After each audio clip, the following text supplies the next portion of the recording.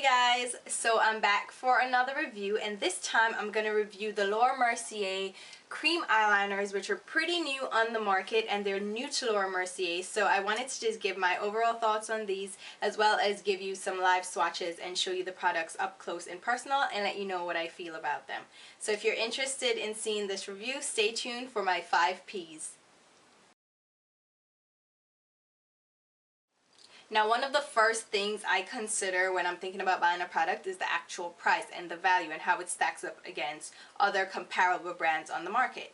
Now, the Laura Mercier cream eyeliners are $22 for 0.12 ounces or 3.5 grams of product. Now, comparable brands I would say are like Smashbox and Bobbi Brown, and those products, gel eyeliners from Bobbi Brown, the long wear gel eyeliners, are also $22, but they have less product. They're only 0.1 ounce versus the 0.12 that you get with the Laura Mercier. The Smashbox Jet Set eyeliners are actually $22 as well, but with way less product, coming in at 0.09 ounces. So you're getting more product for the Laura Mercier at the same price, which I think it's reasonably priced just based on where the brand actually falls when it comes to mid to high-end cosmetics. Now, there are obviously cheaper brands on the market.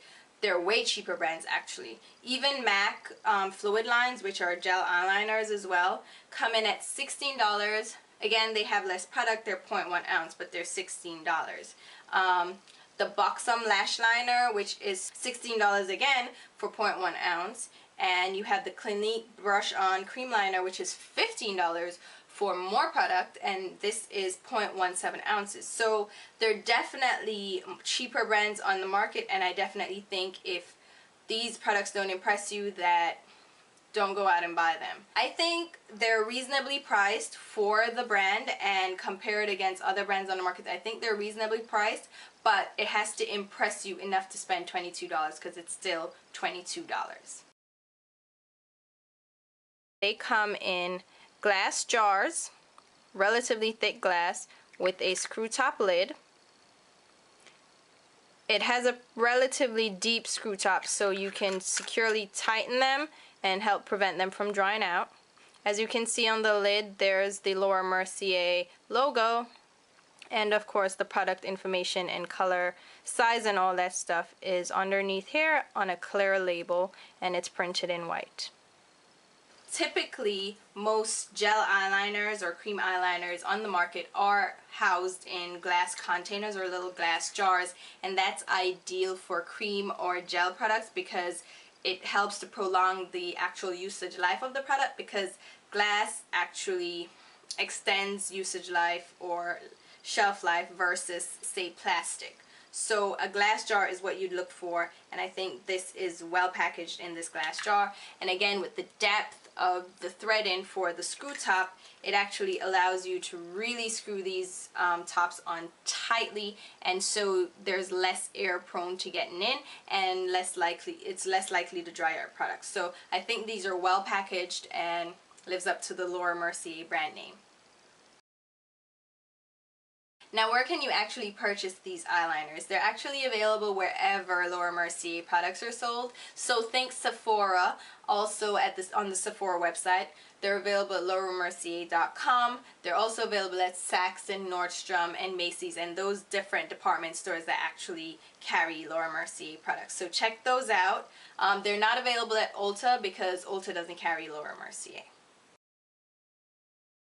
I think the product is where you need to be sold on this cream eyeliner in order to splurge for the $22 that these cost. I mean, it's $22, they're cheaper products on the market, but I think these have a little extra special thing that will set them apart, that will kind of pleasantly surprise you if you try these out.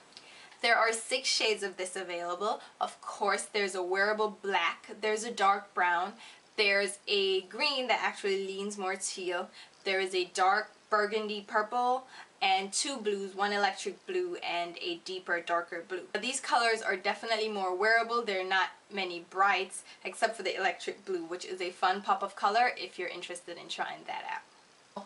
The texture and the finish of these products are what are gonna pretty much sell you on them. They are ultra, ultra, ultra, I mean really soft and buttery and creamy, and it just allows the product to glide really nicely onto the skin without dragging and tugging at your delicate eye area, which is something that's key for anyone. You don't want the product to drag and skip. And these products, I mean, these eyeliners blow every other eyeliner I've tried out the water with how soft they are. And because they are so soft and glide so effortlessly on the lid, they actually give a really precise or defined line that mimics that of a liquid eyeliner. So if you love precision and you like those really sharp lines then of a liquid liner, but you want a gel eyeliner that does the same thing or produces the same results, then these, I mean, you need to try these out. Now, because of their creaminess, they don't work so well on the waterline. They do work, I have tried them out, but I think I need a drier texture on my waterline for it to actually work. But they do wear surprisingly well. For like 4 to 6 hours they will stay on the waterline, but for me I need something a little bit drier. But on the upper lash line for liner, they work beautifully. They dry quickly, but not too quickly, because they do allow some playtime for you to move the product around, blend it out if you need to, smudge it out if you want to. But they also dry down beautifully and set perfectly. They set to a matte finish, so if you're looking for shimmery or shiny, that's not going to happen here. They set matte and they're flat, and I mean, I absolutely adore them. But if you're looking for shiny or shimmery, these aren't them. They're definitely a matte finish product. Now, beyond the actual dreaminess of the application of these products, they actually wear really well and for a very long time when applied as eyeliner. They are long lasting to a fault. They last, I've worn them for upwards of 12 hours and they've stayed put. They don't smudge, they don't budge, they don't crease, they don't bleed, and they don't run. So they're not waterproof. It doesn't say they're waterproof, but they don't, if you get your face like wet or you're in the rain or you get damp or misted with like water, if you get runny eyes like allergies or whatever, they won't run down your face. But if you wet them and rub them, they will smudge a little bit. So be careful of that. They're not waterproof, but they're long lasting. They stay put. There's no moving them. That is probably one of the drawbacks, because when you're removing them, they take a little bit of extra elbow grease. So you need a good makeup remover. You're definitely going to need eye makeup remover to remove these. So get a oil-based makeup remover or just any good makeup remover, and these will come off. They come off. They stain a little bit, but not too much. So they need a little bit extra rubbing to get them off. But they're not so hard to remove that they will hurt your skin. So they're hard to remove, but not hard enough that they hurt. Now I'm going to go ahead and show you these products up close and personal so you can get a look at the colors and the actual swatches and see how they apply to the skin. So here are my Laura Mercier cream eyeliners and the 5 colors that I bought. Now let's look at each color individually. First, this is Cobalt, very bright electric blue. This is Canard, and from the color description it should be an emerald green. However, in real life it looks like a medium deep teal color that leans on the green side. Then we have Noir, which is described as a true black. Here we have Violet, which is described as an eggplant purple, which it is a purple that leans more on the burgundy or red side. And last but not least, we have Indigo, which is described as a midnight blue. From that description I was expecting something more navy blue, but this is pretty much a medium dark blue. It's not really a deep blue to me. I'll show you this compared to Cobalt so you can see the difference in the two blues that they have. So this is Cobalt and this is Indigo. So of course Indigo is a darker blue and Cobalt is more of an electric blue. Now I'll go ahead and do a quick live swatch of these so you can see the actual product as I apply it. And I'm just going to apply that with a E05 eyeliner brush from Sigma. And the first color I'm going to swatch is Cobalt. And I'll swatch it so you can see the pigmentation. That's Cobalt. Next we have Currant, which is supposed to be an emerald green. As you can see, it looks more teal. Now I'll go ahead and swatch Violet. As you can see, this one doesn't apply as well. There's great pigmentation for the Currant, and the Cobalt is decently pigmented, but with the Violet you definitely have the possibility of shearing out this product, so you'll need to layer it to get full color effect. Next up is Indigo, which is the deeper blue. And this one is also nicely pigmented. In one swipe you can see the color really picks up on the skin. And then last but not least is the Noir, which is the black color, which is probably the one people are going to gravitate towards the most because it's the neutral color in the bunch. So now I'll give you just a more up close view of the color swatched on my arm. So the first one we have is Cobalt, that electric blue color. Next is Currant, which is that green color, which leans more teal on my skin.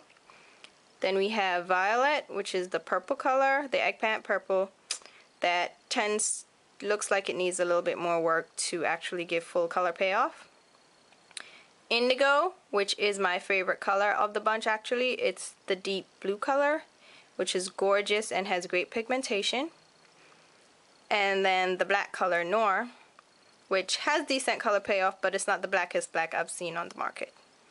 So there you go. That's all 5 colors swatched. So how about now we go ahead and see how this product performs in real life, doing what it's actually intended to do, which is to do eyeliner. So I'm going to use one of the troublesome shades, and that's the Violet shade. Has a little bit sheer when applied on my wrist, so let's see if it does the same thing when applied on my eye. And I'm just using the same E05 eyeliner brush from Sigma.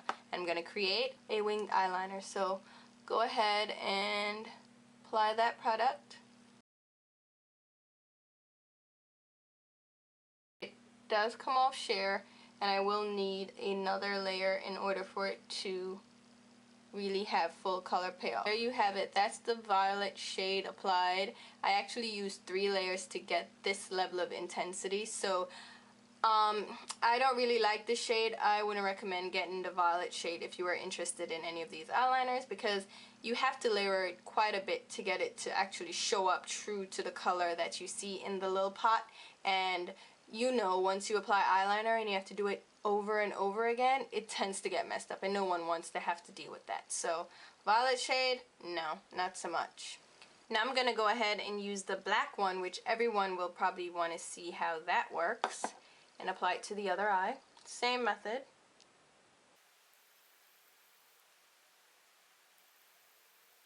Now for this shade, I definitely had no problems with the color being full impact in one swipe. It actually applied really well. It glides on smoothly like a dream actually. It's really a creamy consistency that gives the effect of a liquid eyeliner, and I think the black actually shows up pretty well in one go. So the black is a definite recommend from me. So there you go. That's the cobalt blue on this eye and indigo on this eye.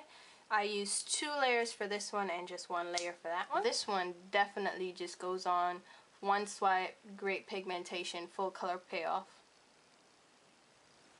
And since I did it for all the other shades, I went ahead and did the Currant, which is the green color.